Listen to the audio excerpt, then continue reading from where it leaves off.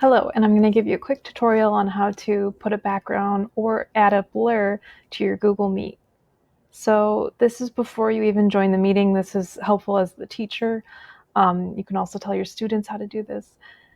It was this button right here in the bottom right-hand corner, the change background button. So I go ahead and click on that, and you do have the option to do a slight blur, even more, or even just choose from an actual background.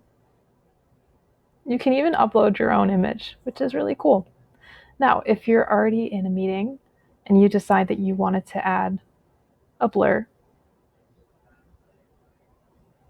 you go to this bottom right-hand corner, the say more options, the three dots, and then go down to change background, and it'll have the same exact options.